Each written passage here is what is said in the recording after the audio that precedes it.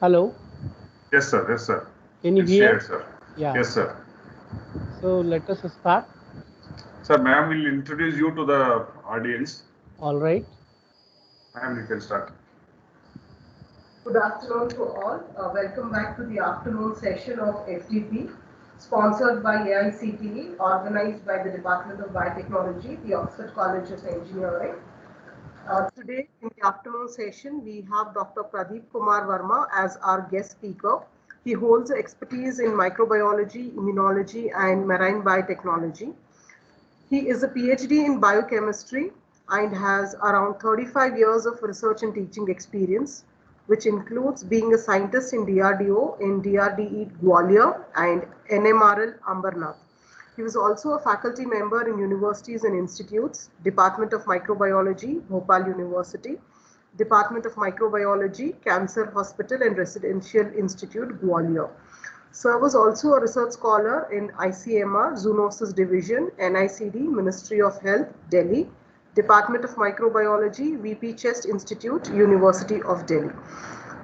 He has major achievements to his credit, wherein he has more than 12 papers to his credit with a very high impact factor. And Sir also holds many book chapters to his credit in both national and international journals.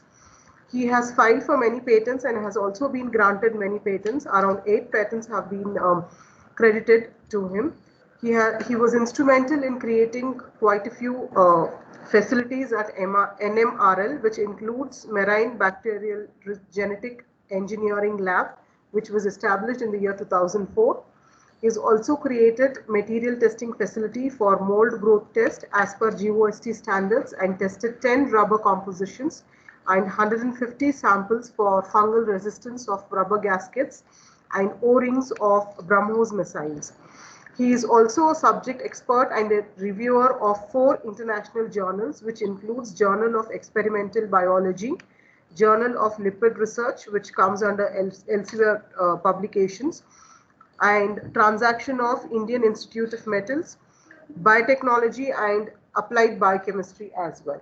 Sir, on behalf of staff, student and the management of the Oxford College of Engineering, I, Salma, take it a privilege in welcoming you to this FDP session as our guest speakers.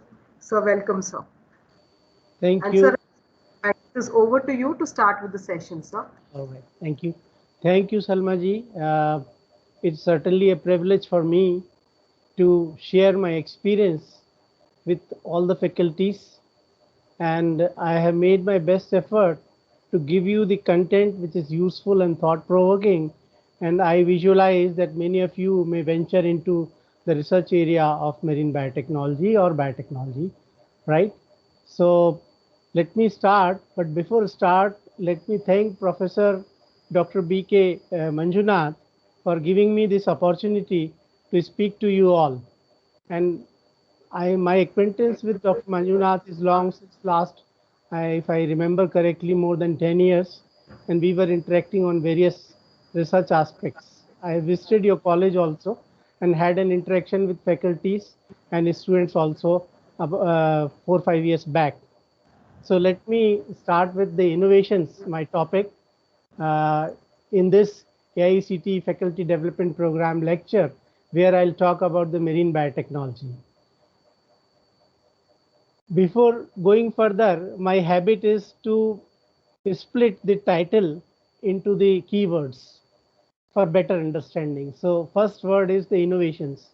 And all of us are well acquainted, I understand, with the word innovation, discovery, right? But this has got something inbuilt. Like when we go for patent filing or patenting, innovation definition itself is a big word. And we have to understand it better. Then only we can find out that whatever we have done, new research, whatever findings we have come out, whether it is patentable or not. So going further, the human nature, the human being, as we all know, the human quest has got no bound and the sky is the limit.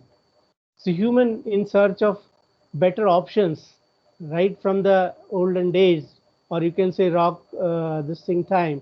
Now during those time, shelter and food was the prime requirement. And for that, the man used to go around and search for things.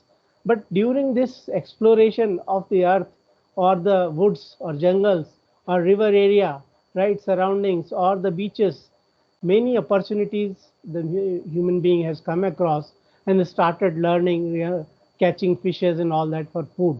Similarly, the agriculture and all these things have come up a long way. And that is where what we see that how human nature or the quest, it explores for the opportunities. Now, when we jump onto the opportunities, the recognition is of the opportunity is only based on your experience. When you learn something from your exposure, when you visit certain places, when you read something, when you learn something, when you use something, you get the opportunities to identify plus and minus, or you find out that whether any scope of improvement or some novel application is there. So for recognition of the opportunities, we have to identify promising leads. And promising leads, in my opinion, they are identified in two ways. In other words, I'll say that innovation has got two paths. One is intended innovation and another is serendipitous innovation. Intended innovation, in which like a person gets appointed as scientist, having his required degrees and all that, and some exposure, some knowledge, and as per the plan project achieves the objectives and does some research work and come out with some product. So it is intended plan, but serendipitous is by chance. In the next slide, I'll explain you just with my interest and maybe to raise some of the thoughts that how new words they come up in our life and we learn from them. So that I'll elaborate further. So innovation is, in simple word, is the creation of something new. It could be a product, process, any application, or a single innovative step in the existing process, which can increase the yield or which makes the product cost effective, right? So what is required further is the research. Research is done if it is serendipitous development discovery, then research is required to fine tune, to improve for better application, effective application, market acceptance.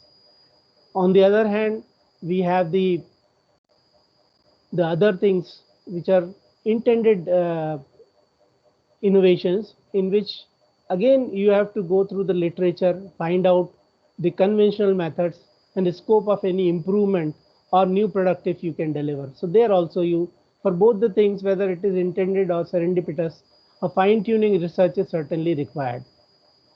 Once you come up with your idea through the promising leads, you have to prove the concept, whatever application you are proposing. And initially it will be at the lab level or the small level. And then if it has to be used by masses, like commercial production, then you have to generate the scale-up process. And the scale-up process design may involve many more faculties, many more subjects around, like from engineering aspect, design aspect for production in the larger scale. The performance is the next important aspect which should be kept in mind. Whether we do laboratory scale demonstration or the field scale or commercial scale demonstration, the performance and efficacy is required to be tested at every level.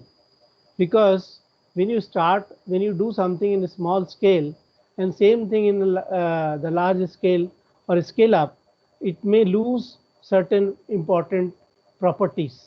And that is what is to be taken care, and that is where design importance comes, and the process design is to be kept in mind, where all the conditions to meet the efficiency and efficacy of the product or process. Then everything whatever is produced or innovated, it should be beneficial to the mankind or for intended application. But it may have certain limitations also. So when we go for patenting, we have to keep in mind all these things, and we have to compare with the existing available methods. What is the benefit over the existing methods or processes, or what are the limitations in the product? Then only you can capture the market, or the product will be acceptable in the market. And that is what on the innovation, just some general points I wanted to share with you. Now I'll just explain, talk to you on the not explaining, rather serendipity word. This is very attractive. And it says that serendipity means discovery by chance or discovery by accident. And if you remember, all of you must be very well knowing discovery of penicillin from the fungal contaminated bacterial culture, where some antimicrobial metabolite was being produced and inhibiting the growth of bacteria. And that was the first antibiotic, penicillin, given to the mankind. That is serendipitous development. Similarly, vaccine. Edward Jenner was looking for the vaccine, and not exactly vaccine, looking for the treatment of the smallpox. And he made all effort to isolate and some compound that can be used, but he failed. And one day when he was taking milk from the maid servant who came, the milk supplier, to deliver the milk, he has noticed that his family members, those who come to deliver milk, they were having very smooth, shiny skin, and they were not. He discussed with the lady. She said, "Ki in our community, this particular infection doesn't come." He was surprised. What is making them? And he examined and he found that cowpox virus is there, and they are exposed to the virus. So natural vaccination was there. And vaccine word is actually vaccinia, means cow.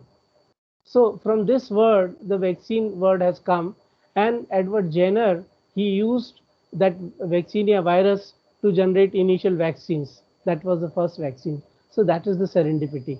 Now another aspect which I got attracted while studying the literature, that this serendipity word, whether it is originally English word, where from it has come, and to my surprise, it has come from Sri Lanka.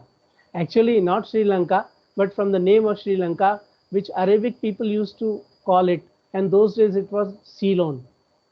And the name was the Arabian Nights or Arabian Tales, fairy tales. It was mentioned as Serendip. Serendip, it's island, right? Serendip.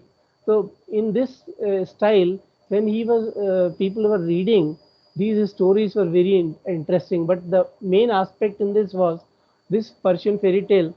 Three princes of Serendip, whose traveling heroes were, they used to discover things, right, without any intention. So it is written in the Terry, quote unquote, always making discoveries by accident and sagacity of the things they were not in quest of. Means they were not looking for them, and something they used to. So it was actually a fairy tale. How far it is true, we don't know, but it used to be there in the Persian, this thing. Later on, this tale was so interesting that in the public domain, the Persian, it was translated to Italian in 16th century. In early 18th century or late 18th century, from Italian to French. And later on, in 1754, one Englishman was reading these Oriental tales, and he found, he wrote a letter regarding this, and he addressed to this. In this letter, he mentioned this word serendipity for the first time, because originally derived from the serendip. So, and as you can see here in the tale also, it is written the discoveries by accident. So this became the word accepted world over, and Oxford Dictionary then defined, based on this, the faculty of making happy and unexpected discovery by accident. So that was the very interesting point which I could see in the literature, and I thought I can share with you. Now coming down to another keyword of the topic is the biotechnology. It's a very big word, I'll say, because biology and technology meeting together, right? But what for? When we just do something, like if you remember when Alexander Fleming made first antibiotic, penicillin, he has demonstrated or shown something in the laboratory. But when large number of people have to use this antibiotic, then it has to be produced in large scale, and that is where role of technology comes or engineering comes. On this basis, I have my own definition: exploration of biological forms to evolve process technologies to produce substances for human use. Very broad this thing definition. It covers many things, but main purpose of technology is for human use for human use, maybe for other this thing applications also nowadays. But the biotechnology as conventional, this thing conventionally is looked into four the groups, like medical biotechnology, food and agricultural medical biotechnology, industrial biotechnology, and marine biotechnology. In my opinion, when I was reading the literature, I found that many more fields biotechnology is now being applied.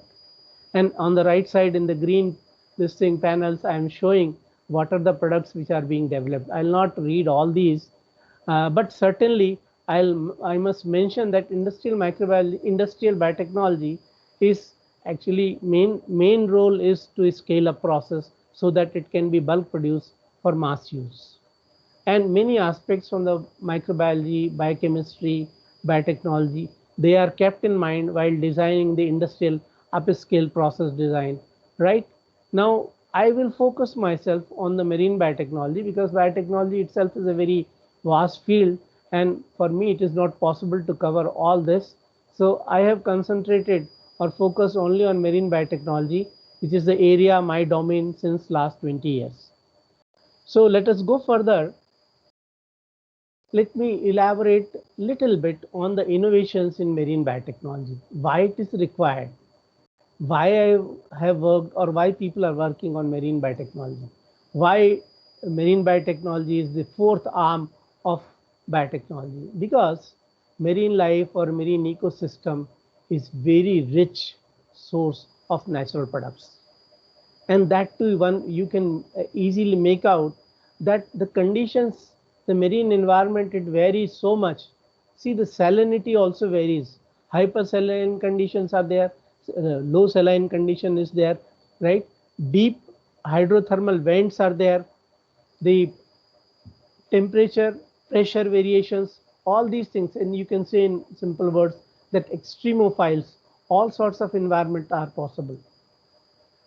So if that kind of environment is there and different, so many species are there of animals that I am telling you that all animals are not explored. Not even 1/10, 1% of that is not explored as yet, because we hardly know about the total complete picture of the sea life. And if we intend to utilize these marine resources, certainly we have to explore through biotechnology and other relevant subject area fields. So this novel quest for the novel, this thing, discoveries, right? Novel items, processes, which should be cost effective and safe products, we have to explore the marine life or ocean or sea. This will give revenue generation, employment generation, human welfare, and mainly nowadays when we are changing that many things which are affecting the environment, we are looking for environmentally safe products. And I am telling you, the sea is the treasure of such environmentally safe products. Now, where are the opportunities? How they are to be explored? What is the potential? How to identify leads? These are some important aspects. I am not touching upon in detail, but I will certainly give you some points, thought-provoking, that if you are interested, you may go further and explore the area of your interest, right? So explore potential of marine biodiversity. Biodiversity is a very big word, but as I can understand, all the faculty members, those who are doing biotechnology or microbiology, they are very well acquainted with biodiversity. But what it offers, biodiversity offers us different types of animals or organisms, but not just that, the ecosystem in which, habitat in which they are living, and what makes them survive in that extreme environment, that is the leads. So how or which biochemical compound is facilitating their survival? For example, you can think of the brine, or you can think of the pickle. We are commonly using pickle, right, where the lot of salt is there as a preservative, so that bacteria cannot grow or fungus cannot grow, right? But what happens when in the sea these fungus and bacteria are found? Many of them, they may be having some alternate mechanism. So that is the lead. Similarly, rich source of novel natural compounds, we also call it marine natural products, MNPs. So food items, some of the valuable food or rich compounds we get as a nutritive compound. Fishes and all that, seafood is already there, one resource. But many of these fishes, they provide the nutrient substance, right? Cosmetics, agriculture, chemical and pharmaceutical products. So, and not been fully characterized and utilized. So there is a great scope that they can be explored. They can be explored in these broad categories. And work is being done world over, and many promising things are coming. Now opportunities still exist to explore rich marine biospheres for markets of industrial enzyme, functional foods, cosmeceuticals, biomaterials, bioprocessing, and medical applications. Leads. It is very important to recognize leads. See, the recent infection, a recent COVID-19 disease, which has engulfed the whole globe. The causative organism vaccine was the challenge. And I read somewhere, often solution of a problem can be found within the problem itself. So this thinking gives the lead that what is there in this virus, why, how it is infecting everyone, and why comorbidity is there. Now this comorbidity point, right, and the studies, initial studies, they found that the surface protein, the protein spikes, they are the major interacting protein or the receptor, surface receptor ligand interaction, which binds to the host tissue and then enters inside, and then further viral pathway, whatever is there, to hijack the host cell and generating the progeny and infecting other tissues and all that. But what was the lead is the surface receptor or surface protein, spike protein. All the vaccines which are coming now, they are based on that spike protein. It may be specific because there are three kinds of spike proteins are there, and one specific protein may be giving more of antibodies, and that can bind to the virus. Even if it is there, the body will generate that antibody, bind to that spike protein, and will not allow the virus to invade further other tissues, surrounding tissues. So this kind of leads, in every field we have to identify, every area wherever we are working, that gives us the clue how we can develop something new. Like adaptations provide pathways to resilience. The organism surviving at low temperature, organism surviving at a very great depths in the sea, because very high pressure is there. How they sustain that much of pressure? Now that pressure mechanism, if we study, we'll come out with some product that provides resistance to the body of those organisms, that they can sustain at that pressure also. Similarly, diversity to survive in extreme nutritional environment, diversity to survive in extreme climatic conditions, diversity to grow in varying soil habitat, diversity to survive in deep sea conditions. So these things are give the clue, leads. Only thing we have to study little in detail, that what is giving them this strength, this power, and that active principle behind this is your lead.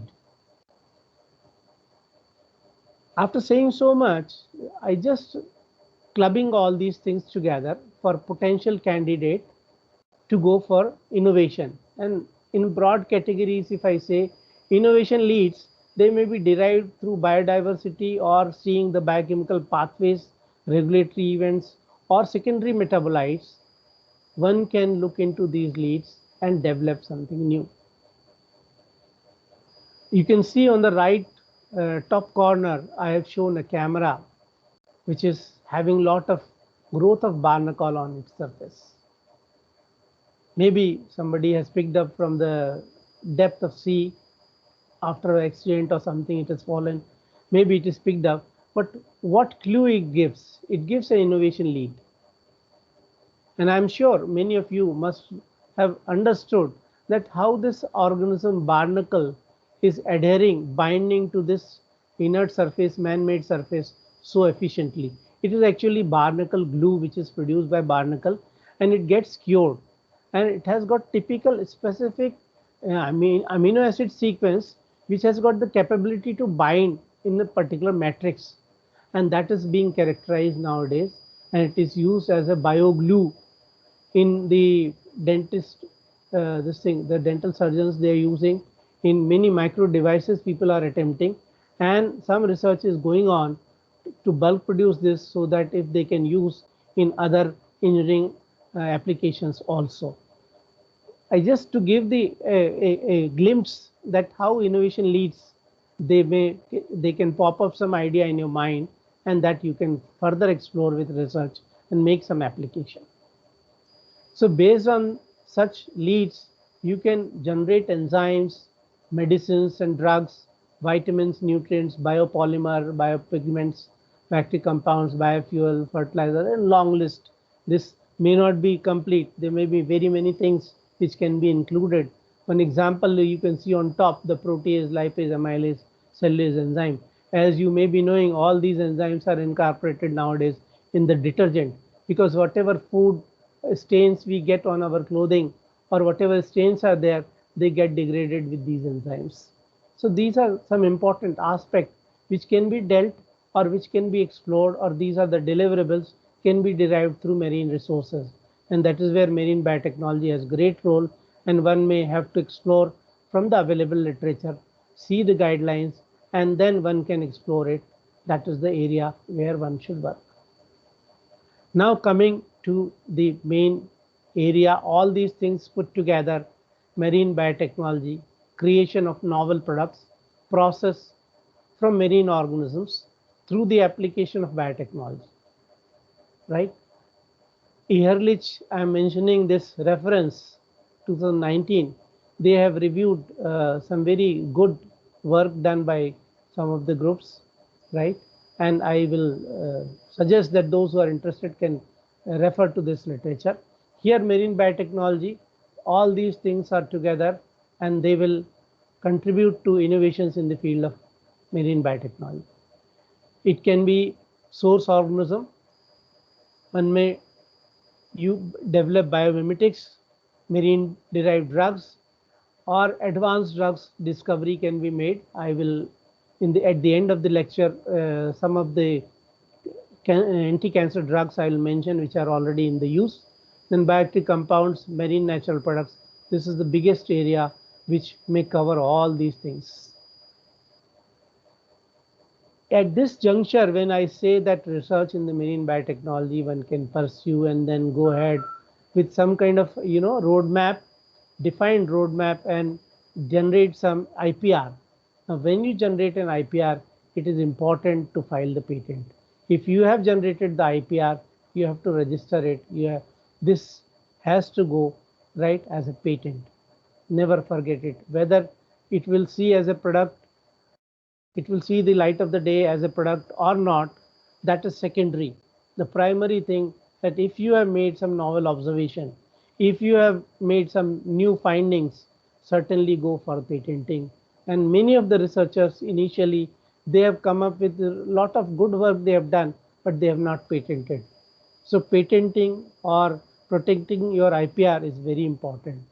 Why I have given some pause at this stage, my point here is that it is very easy for me to say that go for research, do exploration, do project, and write the IPR or your patent. But for that, what you need is funding. Funding is very important, and one is required to explore all the funding agencies in the country. And funding, you might say that in the we look funding into two terms, or research in two aspects. One is academic purpose research, and especially product oriented institutions where academics may not be there, but they have to work generate something for their country. So we have CSIR, ICMR, DRDO. These are all the agencies or research institutions which produce products for human use or for nation. Whereas many of the universities and colleges like you have got the faculty member, you are producing the trained manpower.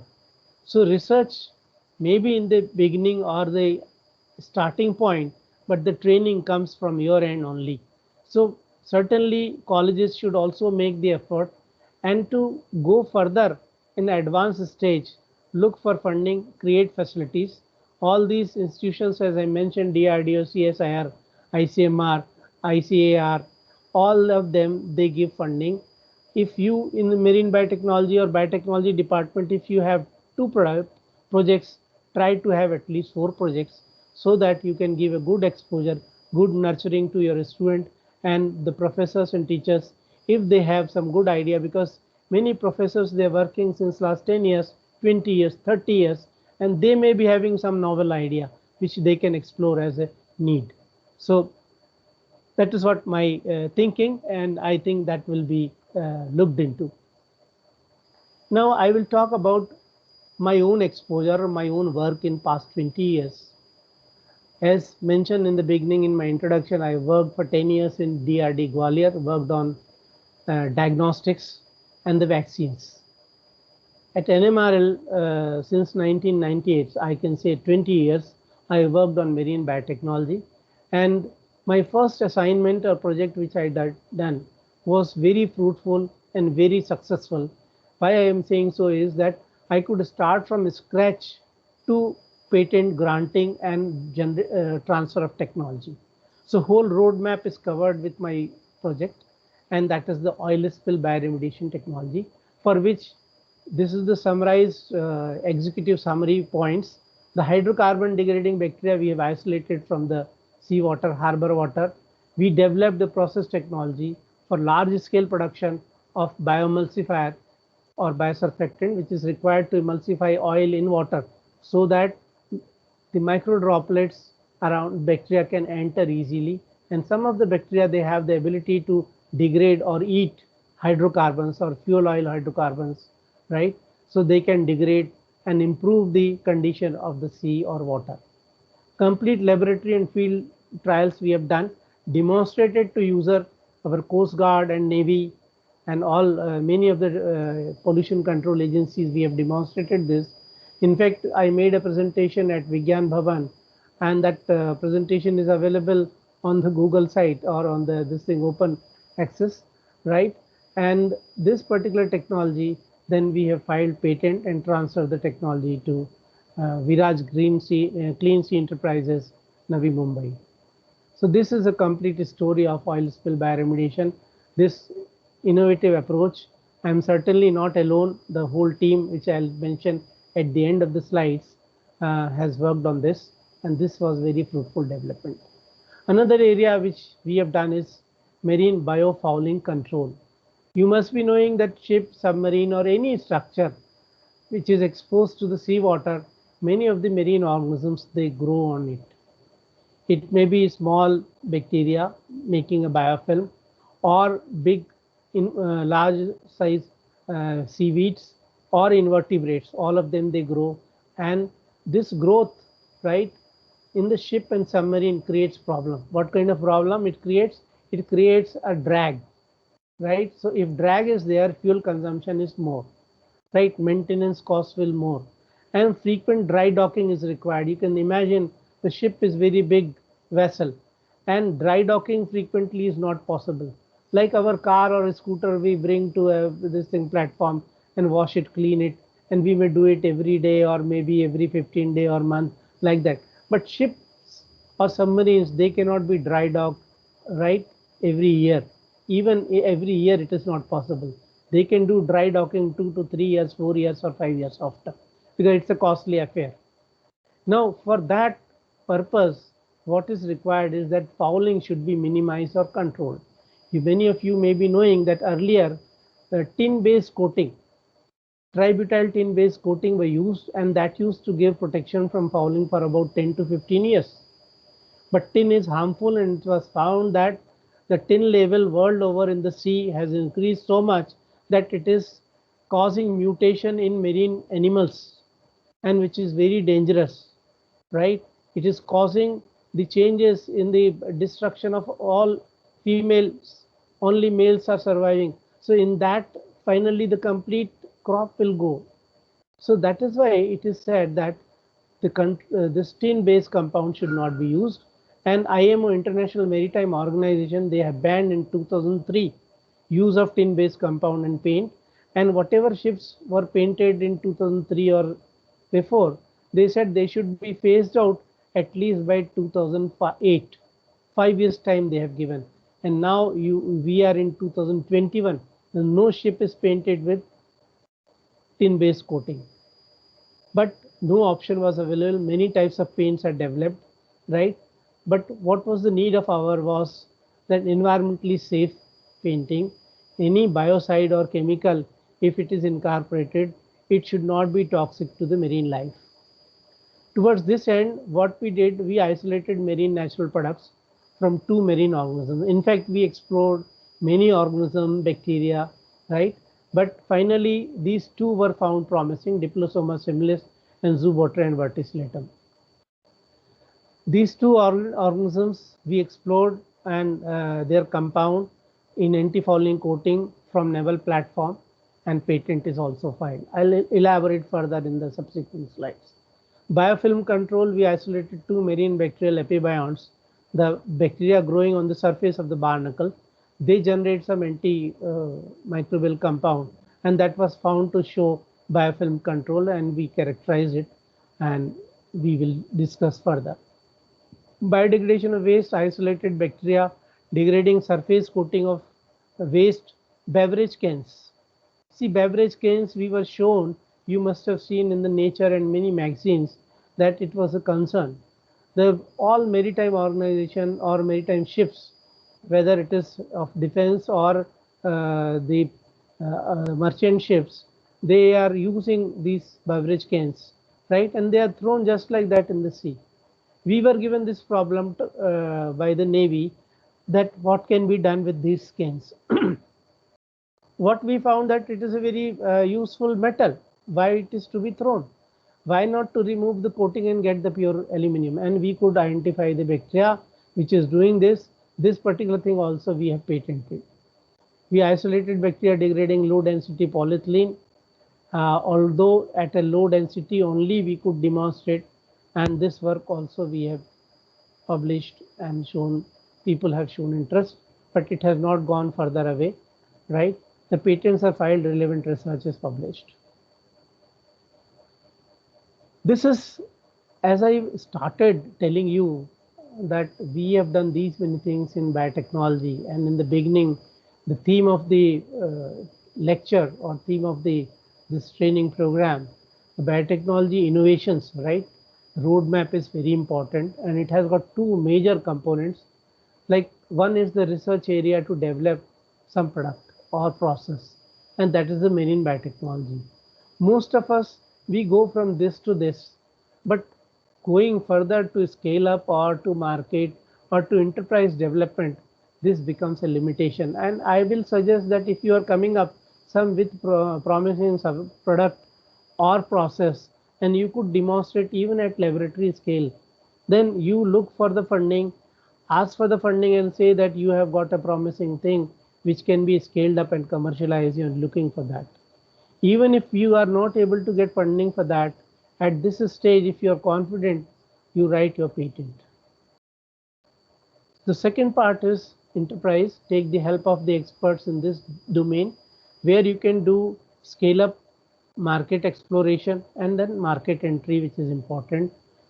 Here, the main aspect which we are telling is that if you are doing research, at least close it.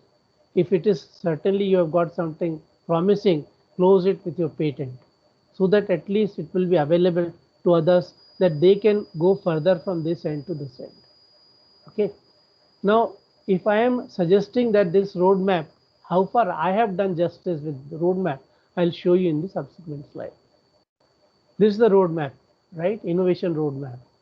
This is the seawater I'm showing, the water column, in which fish and other organisms are there.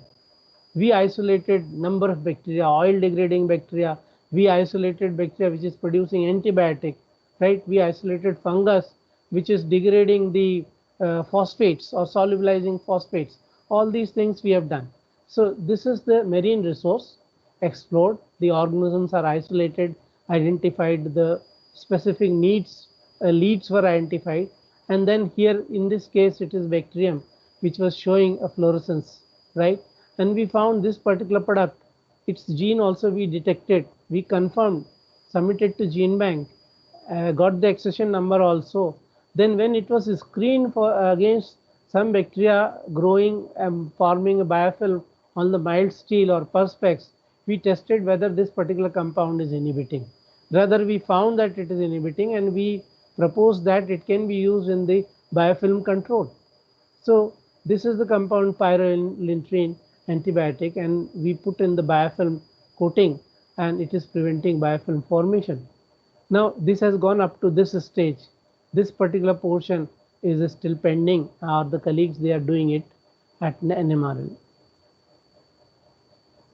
The same compound or organism, it was characterized, right? Its antibiotic gene detection by PCR we have done, confirmed its molecular weight and all that, purified the product, again tested against various marine bacteria because they were causing the microfouling on the surface, right? And that we tested against fungus also. So this was the promising thing, and this was the work which is done by my colleague R. Mohan Rao. As I said, from this bacteria and from this marine organism, right, we extracted the compounds. This is not the compound, all these compounds extracted from these two. These are the commonly reported compound in the literature, right? These are broad category. There may be very many flavonoids or alkaloids. It's a group only. So we could also identify alkaloids, terpenoids in some of this thing. And in bacteria, this antibiotic we could. So they can be incorporated. This is the formulation we broadly say alkyd resin plus bioactive compound, which is extracted from this marine organism, Zoobotrym verticllatum. Now, when incorporated with this and tested for fouling control, we call it macrofouling control. Against barnacle or against bacteria, we call it microfouling control. This is another formulation where we use chlorinated rubber with bioactive compound. This was effective for short duration, but here some kind of degradation was observed. So this is just the approach I am just describing here, that any compound extracted, this is coating only. But if I say that this microfouling control, one can assess in many surfaces, right? The surgical instruments, islands washing solution, right? So this kind of applications can be developed.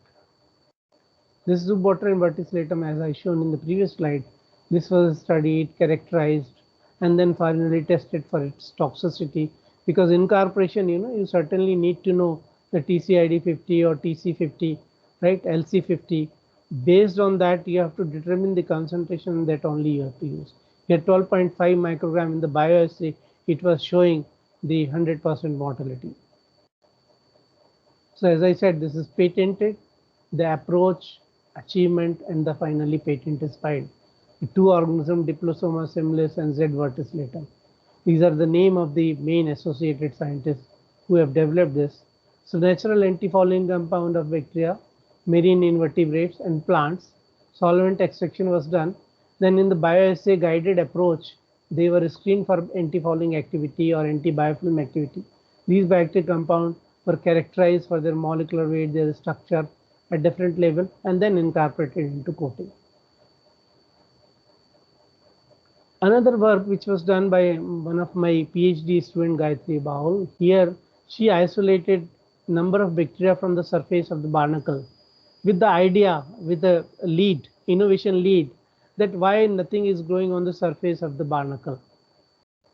So we said ki something must be growing, and they checked, they found that biofilm is there, some bacteria is there. Then the question came that if bacteria is growing, why others are not growing? Whether bacteria is producing something which can be used as an antifouling compound, and she did the same approach, and she found that these out of 12-15 bacteria, she could identify these two bacteria, and which we characterized by 16S rDNA profiling also, sequence submitted to the gene bank, and these are the accession number. This NM is Naval Materials Gayatri Baul. So like that, if you go to the Gene Bank USA with this accession number, you can see these two organisms. And we found that they are inhibiting the biofilm of bacteria found on the mild steel and perspex. And this work she has presented at Indian National Science Congress in Bhubaneswar in 2012.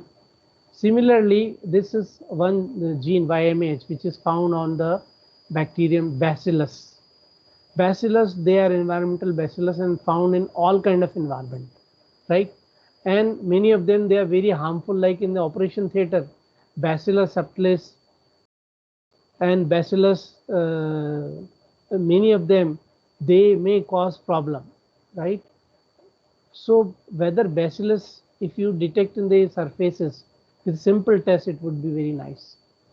Here this YMH gene, my PhD student and now scientist Dr. Jagtap, he was exploring the genes which are symbolized with Y. This indicates that their function is not annotated. See, assigning the function, deciphering the function of a gene is a very big work. And nobody has reported the function of this particular gene. Dr. Jagtap has done his PhD on this, and he could identify that this particular gene is involved in the regulation of the motility of bacillus and swarming on the culture media. Although he has identified the whole regulatory components or regulatory genes and everything, full operon on this, and he has demonstrated with his experiments that how it works.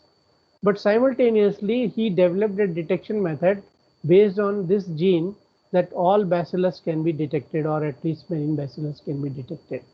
Because if they are forming biofilm, if they are on some surface, how they can be detected. So he designed YMH gene specific primers, optimized colony PCR as well, so that directly from the colony you can do without going further. Response time is 2 to 3 hours. So this was very good. And to assure, to demonstrate, to validate, he did DNA sequencing of the amplified product, PCR product, and in the blast analysis confirmed. And again, this is 16S of this bacillus YMH gene sequence, the accession number. This work also is patented. Now, lastly, as I said, that one work which we have done from one beginning to end as a roadmap, as an example, model example, was the bioremediation of fuel oil. These are the slides where I can show you from the scratch to creation of a castle, right? In other words, here the oil pollution in the sea, you can see in the beach, these birds, turtles, fishes, eels, they all get smeared with oil and they cannot survive. Many of their property, thermoregulatory property of their wings or their surfaces, they are breathing through of this thing, gills, all these capacities go and they die. And many more, much more destruction of marine life, not just this. The short-term effects include tarring of the beaches.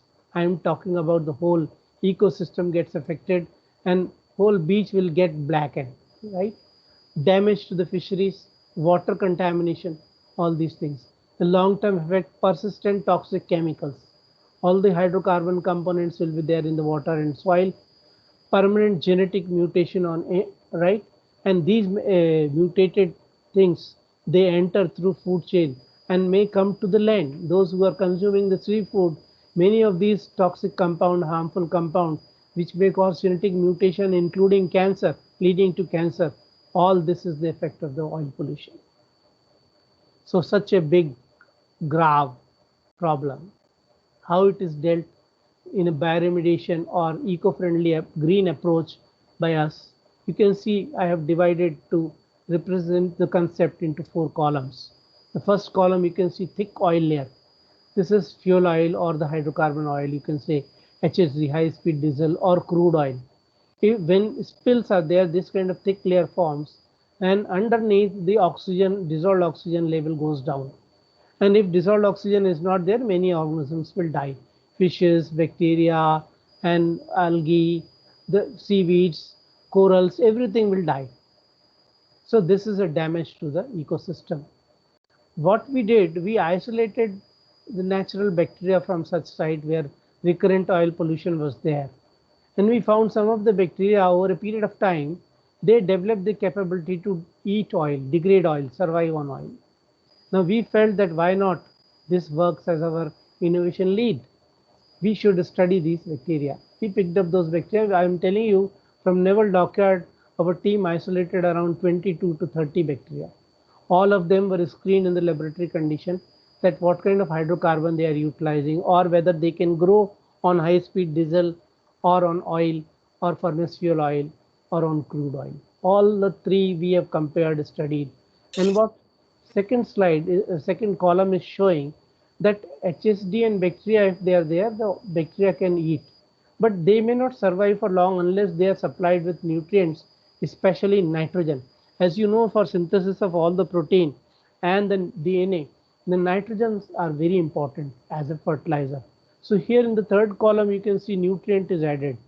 Apart from the nitrogen, there are many other components which are formulated by us, and there the bacteria will grow fast and increase their number, and degradation rate will also increase, and water is clear. So pollution is gone. The bacterial number you can see from here to here is increased.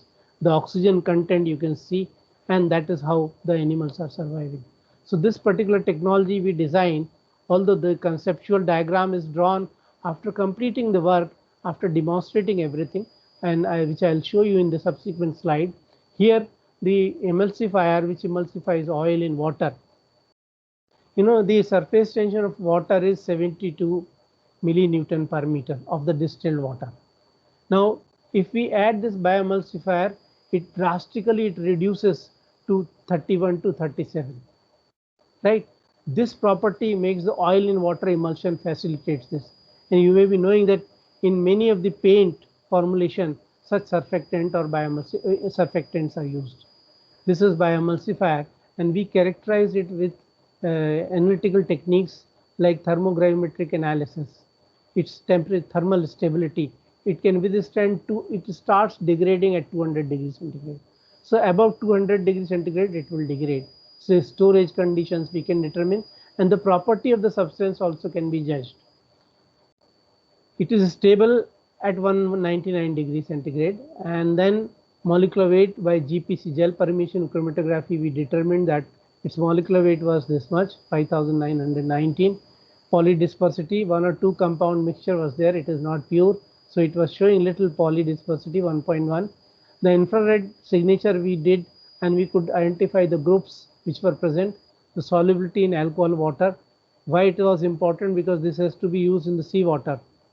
So solubilize it in simple water, it may not solubilize. Apart from this, which is not mentioned here, that some of the micronutrients or ions are to be added. So that in the formulation we did. The toxicity testing, it should not be toxic to the marine life. If we are making such a big claim, we have to test it and demonstrate while submitting our patent. So this also was done. And these are the 5 bacteria which we have used, 4 or 5 bacteria which we have used. And all these things, whatever we have done, through genetic engineering techniques, we identified the genes involved in the biodegradation of hydrocarbons, sequence submitted to gene bank. Then whole the process, the scale up was developed. We produced in the bulk quantity. We made the field trials, and with the help of Coast Guard and Navy. And then this was the implementation plan or bioremediation plan, where we used to spray the nutrient compound having nitrogen source and bioemulsifier plus oil degrading bacteria in the liquid spray, stored in the dry powdered form, but at site it is suspended and sprayed. Only nutrient is required to be sprayed at every 3-day interval, because we did titration after the spraying all these things, that whether the nitrogen content, because it is consumed by the bacteria multiplying, it is required to be replenished. So this interval was determined based on the titration and the concentration of various nutrients. So this has become very effective demonstration. In fact, Navy has issued a pink letter in appreciation of this work. And this picture I am telling you is unique. You go through the literature and you will not find this kind of picture, right? You go to the Google. In this what we are showing the stages of the degradation of the hydrocarbon or high-speed diesel. Here the first one, the initial oil film, how it looks like. This is a boom which we have used with the help of Coast Guard on Naval Dockyard. This is the emulsification and micelle formation which has occurred within 45 minutes to 1 hour. And after 3 days the oil gets fragmented like this and it starts dispersing 7th day, 6th day onwards like this. So this was very promising. These are all about the work done at Marine Biotechnology, and we have done as a team leader. These are the some of the top publication of mine. I have more than 30 publications, but here I am listing few, only top, which has got good citation index. In fact, as a Google Scholar, there they are giving the every year statistics. And these are the patents. 4 we are showing here, but there are total 8 patents. 6 are filed, 2 are in the pipeline, and these are the awards and honors which I have got. Why I brought this slide here is because subsequent slides I may discuss the work by others, right? This is my team, Dr. Susan Titus, Dr. Gavkar, he is retired, Dr. B.S. Swami, retired, then Dr. Shobna Chongdar, Dr. Japtap, Sapna Pavitran, she is in Cochin lab, Uday Kumar, he is retired, Chitra Deshmukh, she is working at NMRL, R. Monram working at NMRL, Imani Tulsi, she is in the Vizag now, and Om Tiwari at NMRL. So this is the small team, and we have worked and come out with this kind of useful product from the Marine Biotechnology, from Naval Material Research Laboratory. This is the team of Coast Guard representatives, those who helped us, the volunteers, to collect the samples of marine organisms from the depth of sea. Now, developments elsewhere.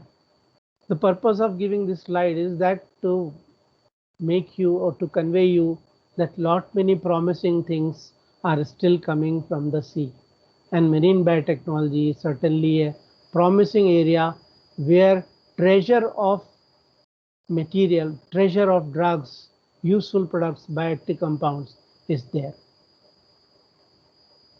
See this particular sponge, Crypta. In this particular slide, all products are in clinical use, right? And this particular sponge is giving this cytarabine or ARSC. This is used for the cancer treatment like myelocytic leukemia or non-Hodgkin's lymphoma. This kind of cancer are being treated with this, and it's a C nucleoside of Caribbean sponge. It was approved in 1969, and now it is in use, and its analogs are also now generated, which are being used for the treatment of cancer. Actinoacidia turbinate, this tunicate, this is producing this Yondelis trabectedin. This particular compound is useful for soft tissue cancer or sarcoma and ovarian cancer. This is approved for human use in 2007. So this is being used now. Then Helicondria acodi. Helicondria chondrine A is the compound which is used in the drug refractory breast cancer. See, radiation therapy is long being used, and it has got many harmful effects. This is one promising compound which has come up somewhere in 86, and now it is used for drug refractory breast cancer. It's a polyether metabolite of sponge. So sponge, these two are sponge of origin, and this is tunicate. These are helicondrin. This is actually analog of this only, helicondrin A, and this particular drug, it is development. Whatever has come in 1986, it is improved, right? And again, drug refractory breast cancer approved in 2010. It is working very well. Further modification, because this particular compound was found very useful. This only is improved here. Brentuximab, right? Vedotin. This particular compound having an antibody, chimeric antibody attached to it. Dolastatin 10. It's a protease cleavage linker provides, and then it can be used for Hodgkin lymphoma. And these are 4-5 promising. I should not say promising, rather in use clinical use products for cancer. May not be available since a long time, very recently available, but they're very promising and giving an alternate to existing therapy. The other uses of similar compounds like same organism I have shown in the previous slide, in the herb simplex infection, it's another form of the same structure. The ARA, vidarbine, synthetic analog is sponguridine of the same organism. In 1950 it was approved, this was approved.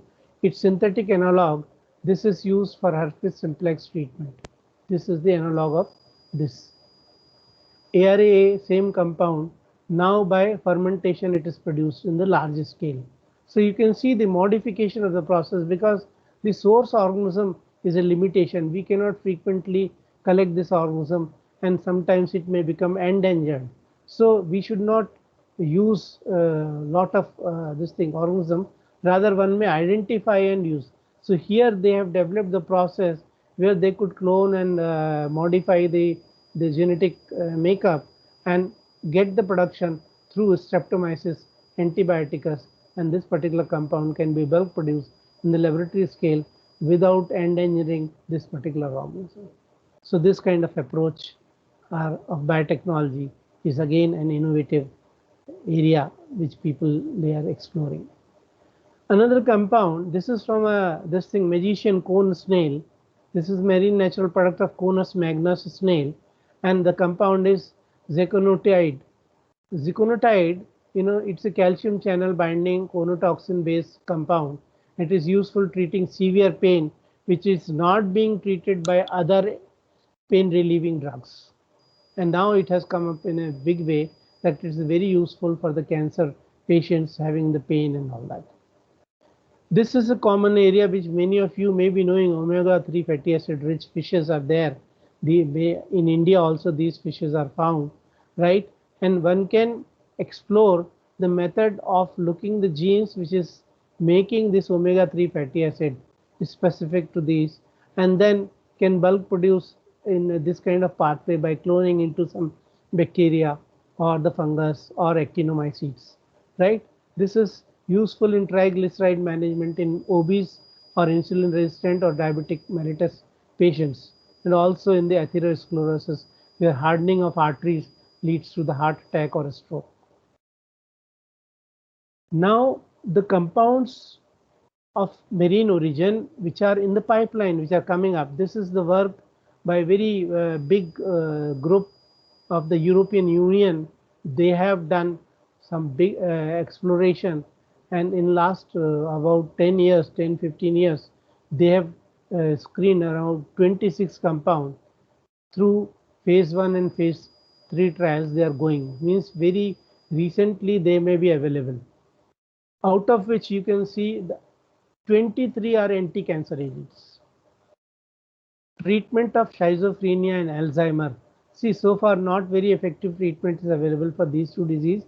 And senior citizens, or we may say super senior citizens, many of them, they lost their memory. You must have seen that vibrating hands and all that. This kind of neurological problem, schizophrenia and Alzheimer, is now very frequent, right? It is increasing, and this provides a very promising two compounds or drugs which are in the phase 3 trials. The treatment for chronic pain, again as I have shown in the previous slide, the Conus magnus, similar compound is isolated, and this is the reference I have given. If you want to go in detail of these, this particular work is reviewed by this author Meyer. These are the compounds I'll elaborate. Dihydrodideminine B. This apelidine is from a Apelidium albicans. It's a mid-Ternian tunicate again. It blocks cell cycle and induces apoptosis. As you may be knowing, apoptosis is the programmed cell death. In the cancerous patient, if the cancer automatically gets degraded, right, dies down, it will be wonderful. So this kind of wonder drug is in the way. It is useful in multiple myeloma, solid and malignant tumors, or solid and malignant neoplasias, Even the T cell lymphoma, it is very useful. And it is in the final phase trials, phase 3 trials. Similar compound, plinabulin. Plinabulin is from the Aspergillus, it's a fungus. Some of you may be working on the Aspergillus. You may have to explore marine fungus in some defined environmental conditions, right, or habitat. They may have the property of inhibiting tubulin polymerization. As you may be knowing, tubulin polymerization is an important step in the cell cycle. And in the cancerous patient, if excessive growth of cell, hypertrophy or hyperplasia is there, this particular approach will inhibit tubulin and it will not allow cancer to grow. So this is another promising drug which is in phase 3 trial, which was done in 2015. And initially it was tested and found effective against non-small cell lung cancer, because lung cancer is again an important or challenging disease in the smokers. Selenosporimide, this merizumab, here it is mentioned in the literature MIB, but I call it MAB because it is monoclonal antibody based. This last MAB is for monoclonal antibody. Merizumab, Selenospora tropica, this is the organism, and it's in marine actinomycete, and it's caspase 8 dependent apoptosis inducer. Again, the cell cycle, as I was telling you, that cell cycles may be the lead, innovation leads. The cell cycle, cell signaling pathway, transmembrane signaling, the caspase 8 has an important aspect in that, inducing apoptosis or again programmed health. And it was found useful in multiple leukemia, right, cancers. These are the drugs which are under trial and very soon will be available in the market. Treatment of schizophrenia and Alzheimer, Bryozoan buglan erythina, we also isolated from the same organism some compound, but our application area was different and the compound was also different.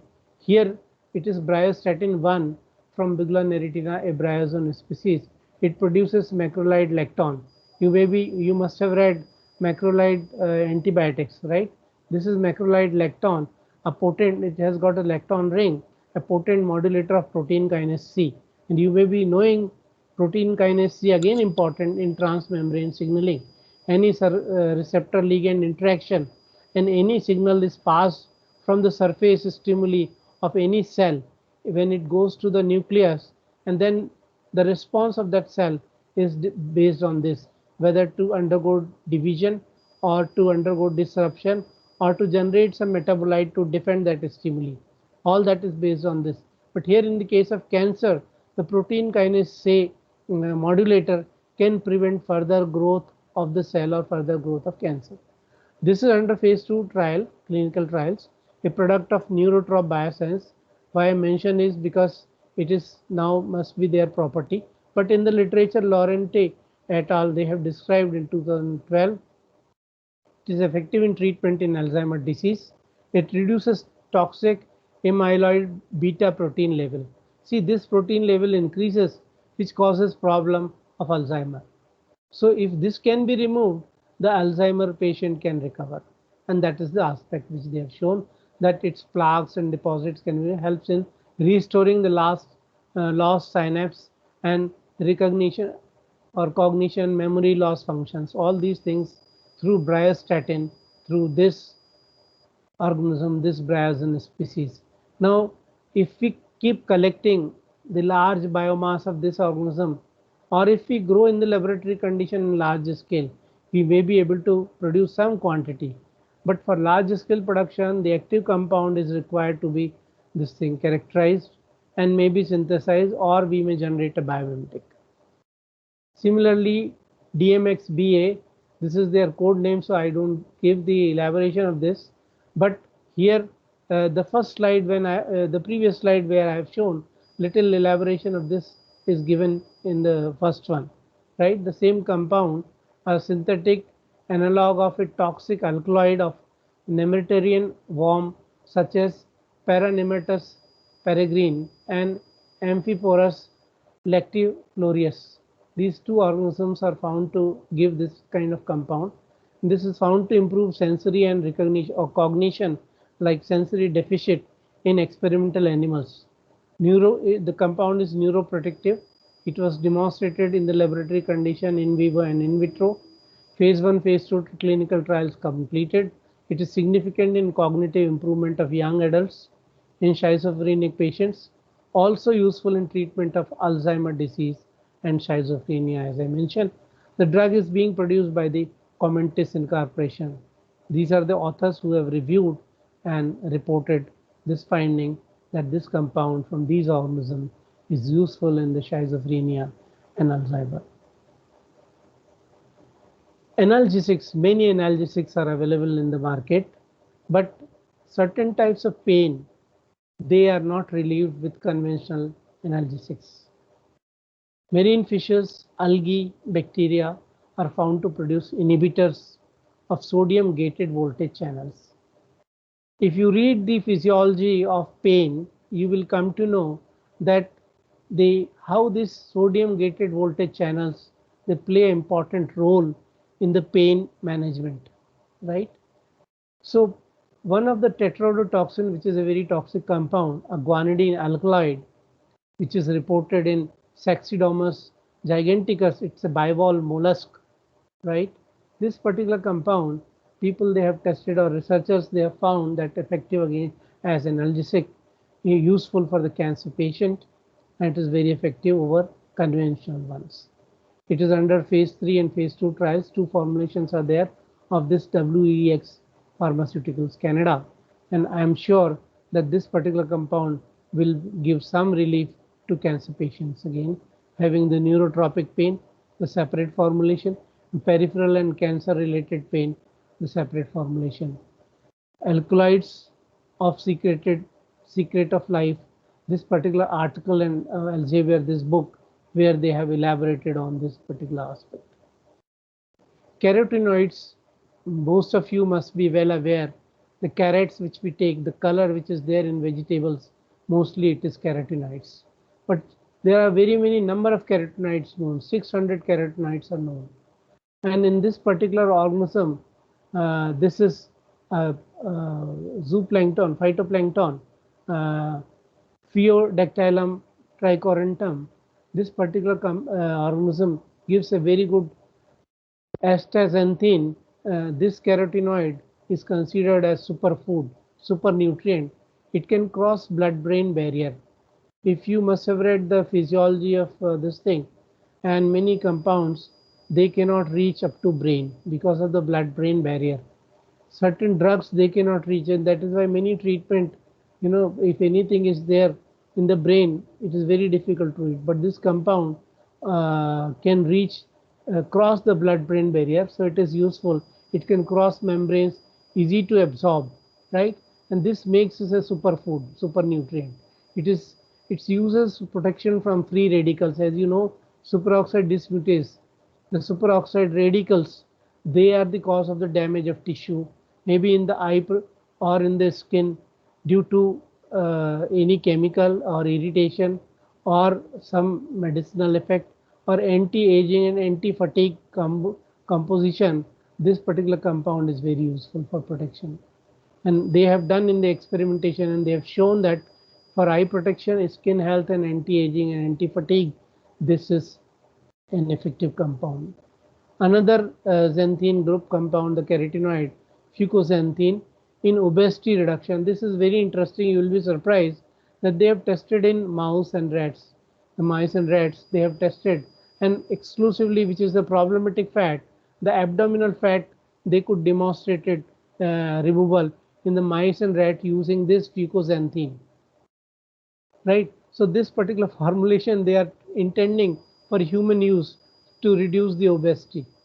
Found in edible brown seaweed and microalgae. You can directly consume these things also, right? Or one can make a formulation of seaweed, dried seaweed and microalgae, which can be consumed as a food, right? And that will give this kind of benefit. So these kind of compound can be obtained from the sea, and again many algae or organisms, phytoplanktons can be used. Here one of the good example is this produced by diatoms. This is a diatom, as I said, the phytoplankton, and this is the tricorynentum and Cylindrotheca clostridium. These two are found to give these compounds. So this is the promising compound which is in the way pipeline which may come up. Another area is cosmeceuticals. It's a very commonly used word nowadays. Earlier we were used to say this, the cosmetics are derived through chemicals, but natural compounds are added and then they are called cosmeceuticals because they may have some treating mechanism also. Many natural products beneficial effects as cosmetics. In many of the natural bacterial compounds and exopolysaccharides of some organisms, they are found to give protection. Like here one deepsane or abyssine, they have derived right from this organism Altiromonas, and this they are writing EPS means exopolymeric substance, right? Exopolysaccharide. This is their code name HYDC. This is from Altiromonas macleodi. This is by which variety, which is species and all that. This deepsane is very effective, right? Against skin irritation, sensitivity to chemical, physical and UV rays. So in the many this thing sunscreen, it is being proposed now as an effective this thing compound to be incorporated in the formulation. When you seen sun tanning protection as being produced by Messrs Sederma Pharma, and the product is from the deep sea hydrothermal vent bacterium. This is Thermus thermophilus, and this formulation which they have obtained, they restores barrier skin lipids and shields from the UV damage in the sun exposure. So these are the promising compounds which are in the pipeline, and the root is marine biotechnology. Lastly, whenever we say that the purpose of the this series or AICT faculty development program is to do research, and the research should not close into just as an academic interest into papers or books, but it should see light of the day as a product or a process. So what we recommended is the patenting should also be looked into, or bring your innovation to the stage that it can be patented. Now for patenting, it is important that it should be patentable. Then only you can do patenting. For patentability, if you make a write-up of patent and submit to patent attorney, he will do patent search and bring out certain important points. You have to reply them, and if you are able to successfully reply them, then the patent can be filed. But what are those points which are brought mainly is that whether the process or product or the method is described in the prior art. If it is described in the prior art, it is not patentable. So it should not be described in prior art. It is non-obvious. Obvious things anybody can make out and tell that this can be done in this, right? So that cannot be patented. Something which is already available in the public domain, say example of the garlic and ginger, they were being patented in USA by Indians only, but later on Indian government has sent their representatives and objection to it, and it was realized that India is already having the knowledge in the public domain, the beneficial effects of turmeric and garlic and all these things. So it should be non-obvious, or it should not be in public domain. Novelty of the product. It should be a novel product. Purchasing a new car is not novelty. But if you can make a car which runs with some unconventional fuel so far not used, then it is an innovative step. In the existing technology, you have brought in engines which runs with some other substance, some other chemical, or some other compound or fuel. So then it's a novelty. So novelty of the product or innovative step of production process, that is important to consider it as whether patentable or not. Application in the field condition, this is not necessary for patentability, but it is for market acceptance and if you want to bring it to the commercialization stage, then it is important. Environmental safety, this is also important, because anything, if it is to be used in the public domain in over masses, whether environment or anywhere, then environmental concern is very important, and you have to abide by the regulatory or law abiding agencies guidelines that it should be environmentally safe. It should not generate any occupational hazard or the health hazard when it is being used.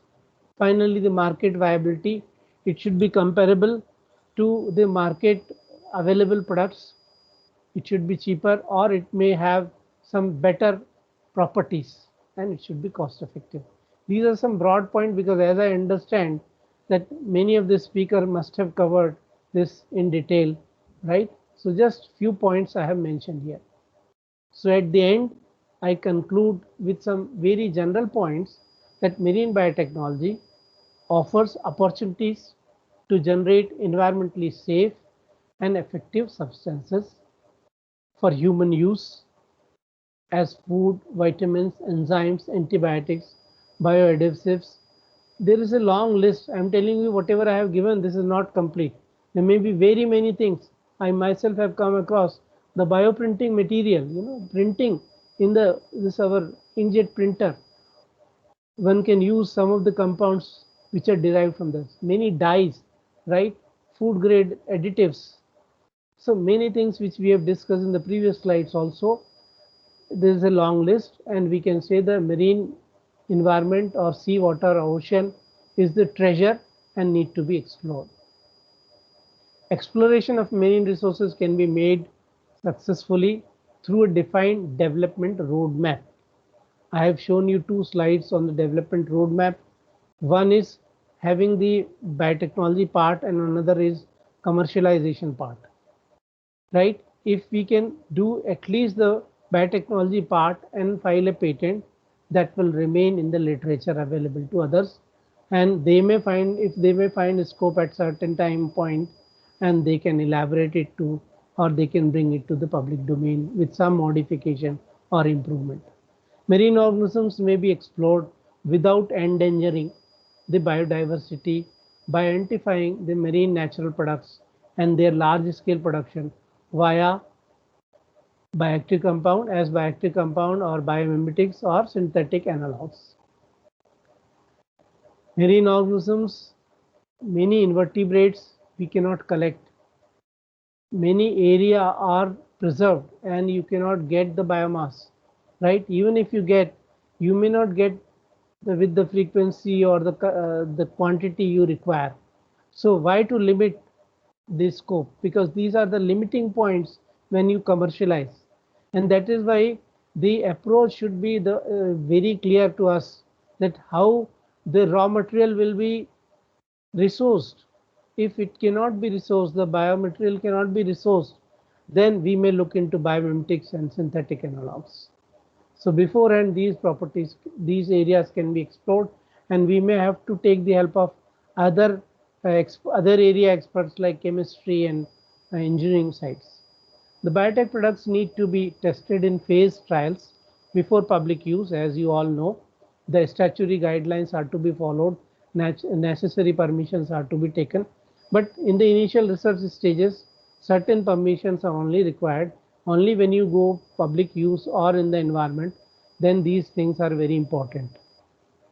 Patentability options depend on novelty of the product, as I mentioned in the previous slide, the process, innovative step, non-obviousness, not known in the prior art or public domain, prove to be superior to conventionally available products or process. So that is how here I conclude my slides and my lecture. Glad to answer.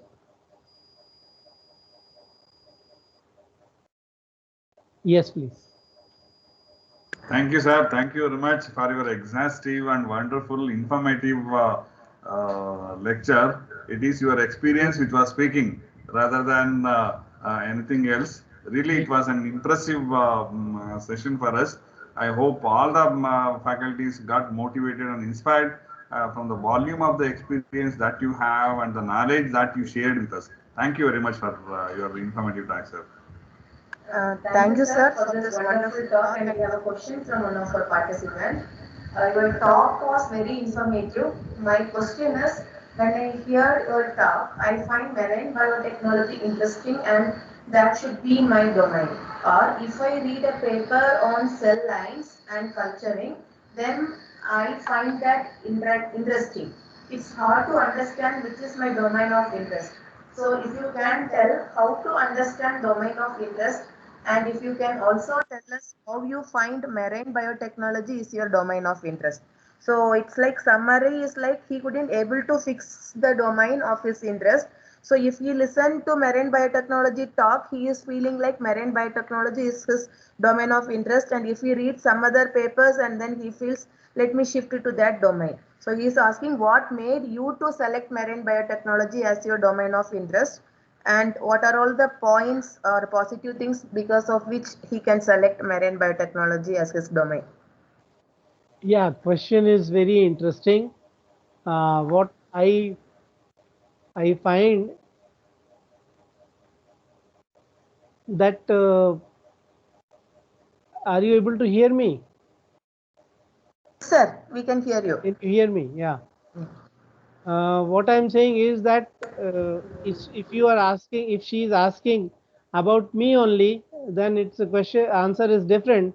But for her, I can say that she can various domains in the marine biotechnology or in the biotechnology, she can read research papers and find things of her interest. Okay. As far as myself is concerned, I will say by default, because I was posted in marine in the Naval Material Research Laboratory, which is committed to Navy, and Navy has got a separate problem of all the marine organisms which are causing the biofouling, biofilm formation, as well as degradation of fuel, oil pollution in the dockyards, and microbial influence corrosion, where bacteria are involved, the fungus which cause the damage to materials, the paints and coatings. So because of I was faced and assigned these problems, I had to tackle these issues, and with the day-to-day interaction with Navy, and they used to review our work every year in a important meeting, high-level meeting, and that is why I selected this.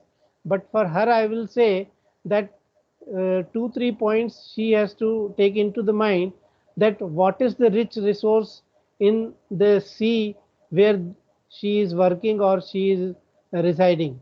Now in that particular, suppose in the Karnataka, what are the marine resources are there, what are the main crops are there, like fishes which are, or the seafoods are there which are being used, and what are their resources, what the nutrients reported in them. Like we told that two fishes. Similarly, some of the marine invertebrates which are common in a particular geographical area, if they are having any promising leads reported in the literature, they can explore these organisms, or even the bacteria they produce certain very useful compounds, they can be identified.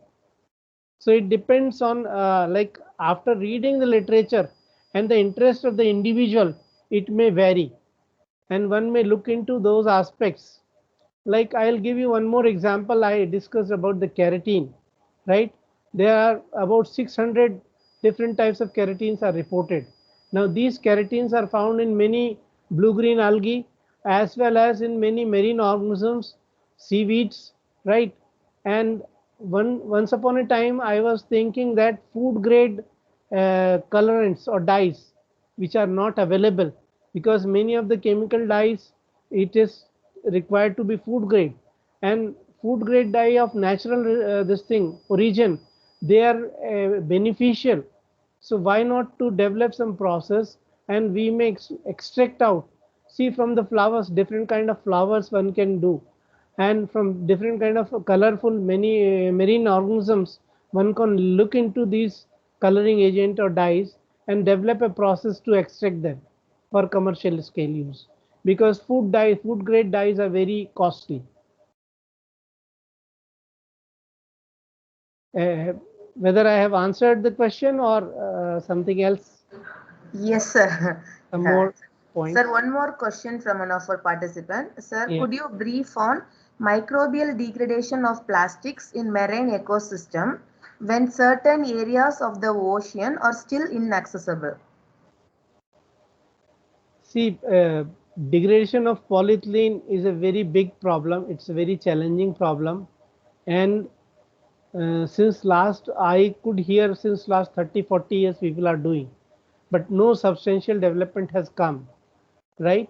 And when the question which is raised is that inaccessible area, it is altogether difficult, very difficult.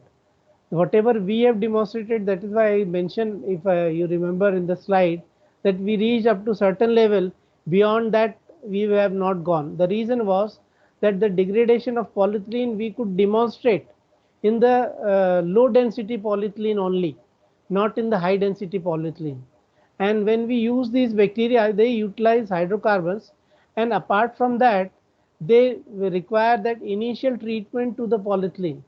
So I will say that the field side degradation of polyethylene using this technology or this approach may not be feasible. But if some of the low density polyethylene can be collected and they are giving some prior treatment, say radiations, because photo oxidation, if you do using UV at particular wavelength, the initial bonds are destroyed, and then bacteria can attack, and that is what the approach we have made, and this paper is published. So polyethylene degradation in an inaccessible site or in the pollutant site, till now we feel it is not possible. Only in the some defined conditions it can be done.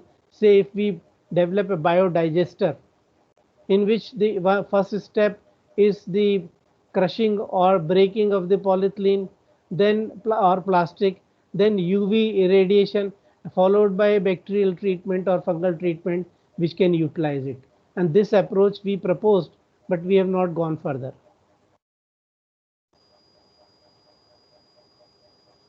Thank you, sir. Yeah. Any more question, please? Sound.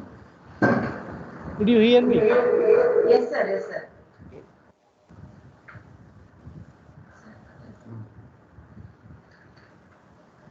So thank you for that informative talk. I hope the students as well as the faculties have benefited out of it, because it was a very elaborate and very knowledgeable lecture that we've heard so far. So on behalf of the staff, students and management of the Department of Biotechnology, the Oxford College of Engineering, I, Salma, extend a heartfelt gratitude for you to have accepted amidst your busy schedule and taken time to deliver lecture on this valuable FDP programs. Thank you so much. Thank you, Ms. Salma. Thank you, Dr. Manjunath, giving me this opportunity. Sound put on. Manjunath sir, one question can I ask which is out of the syllabus question related to NRB? Please. Yeah, sir, actually my question is when fund is coming from the central government agency, Yeah. yeah, so it is not allowed for the fabrication or anything in the foreign country, whereas my work is in the domain of fabrication. So in India, Fab Lab is not there. So there I am not able to, because I come to know permission is not there for use in the fabrication for the foreign country. Very true, very true. See, it's a navy, it's defense. If you fabricate anything outside the country, who will take the know-how? That is very clear, right? Yeah. It's a government this thing process. Why we are encouraging research here, right? Fabrication, if it is to be done outside without involving defense, you may take other agencies and take the permission from the Navy that if we take fabrication funding from some other agency, get it fabricated outside, and then can we go for it? But it should not be strategic. If it is a strategic use item, then certainly the Indian Defense or DRDO or NRB will not permit this. Okay.